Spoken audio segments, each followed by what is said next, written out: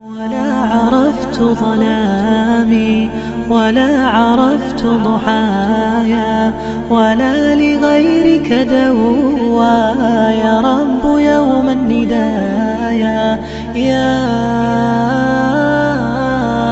يا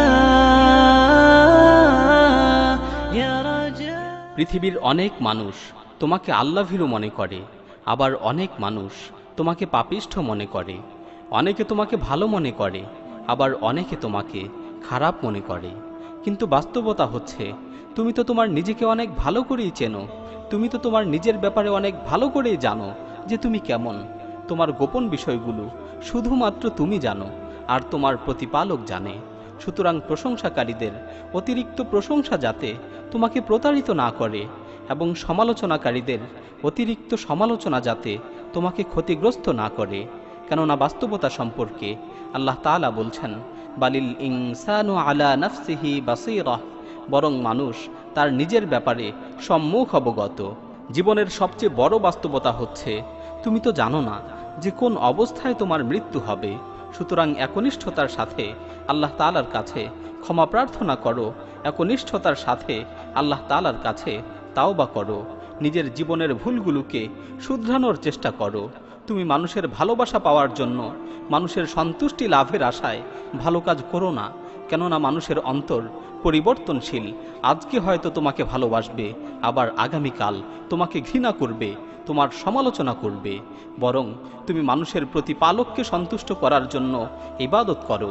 কেননা সে যদি একবার তোমাকে ভালোবেসে ফেলে, তাহলে পৃথিবীর সকল মানুষের হৃদয়কে তোমার প্রতি আকৃষ্ট করে দিবেন। তুমি হারাম কাজকে হারাম মনে করো, যদিও পৃথিবীর সকল মানুষ সেই হারাম কাজে লিপ্ত হয়। কেননা তুমি শুধুমাত্র তোমার নিজের আমলের ব্যাপারেই জিজ্ঞাসিত হবে। সুতরাং তোমাকে যা আদেশ করা হয়েছে তার উপর অটল থাকো। তুমি মানুষের প্রবৃত্তির অনুসরণ করো না। মনে রেখো, নির্জন মুহূর্তে যেই গুনাহগুলো করা হয় সেগুলো মানুষকে ধ্বংসের দিকে নিয়ে যায়, ঠিক তেমনি ভাবে নির্জন মুহূর্তে যেই ভালো কাজগুলো করা হয় সেগুলো মানুষকে সফলতার দিকে নিয়ে যায়। সুতরাং নির্জন মুহূর্তে মানুষের অগোচরে বেশি বেশি করে ভালো কাজ করো। আল্লাহুম্মা ইন্নী ফাওয়াদতু আমরি ইলাইক, হে আল্লাহ, আমি আমার জীবনের সকল বিষয় তোমার হাতে ন্যস্ত করে দিলাম। কোনো এক বিজ্ঞ আলেম বলেছেন, আমি যখনই আল্লাহ তাআলার কাছে কোনো কিছুর প্রার্থনা করি, আল্লাহ তাআলা যদি আমাকে সেটা দেন তাহলে আমি একবার সন্তুষ্ট হই, আর তিনি যদি আমাকে সেটা না দেন তাহলে আমি 10 বার সন্তুষ্ট হই। কেননা প্রথমটা হলো আমার ইচ্ছা, আর দ্বিতীয়টা হলো সেই মহান প্রতিপালকের ইচ্ছা যিনি অদৃশ্যের জ্ঞান রাখেন। সুবহানাল্লাহ, আল্লাহ তাআলার সাথে কি অপরূপ সম্পর্ক। অনেক সময় আমরা আক্ষেপ করে বলে থাকি, কেন আমার ক্ষেত্রে এমনটা ঘটে, কেন আমার বেলায় এমন হয়। আল্লাহ তাআলা বলছেন, আল্লাহু ইয়ালামু ওয়া আনতুম লা তা'লামুন, আল্লাহ তাআলা জানেন আর তোমরা জানো না। এই ছোট্ট আয়াতটি হচ্ছে আমাদের অসংখ্য প্রশ্নের হৃদয় প্রশান্তকারী জবাব। কেননা আল্লাহ তাআলা জানেন আর আমরা জানি না।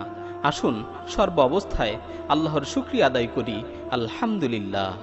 সালফে সালিহিনগণ উপদেশ স্বরূপ মূল্যবান 3টি কথা বলেছেন। এই কথাগুলো স্বর্ণের চেয়েও বেশি মূল্যবান। যদি এক পাল্লায় এই কথাগুলোকে রাখা হয়, আরেক পাল্লায় স্বর্ণ রাখা হয়, তাহলে এই কথার পাল্লাই বেশি ভারী হবে। 1 নম্বর উপদেশ হচ্ছে, মান আসলাহা মা বাইনাহু ওয়া বাইনাল্লাহ আসলাহাল্লাহু মা বাইনাহু ওয়া বাইনান নাস।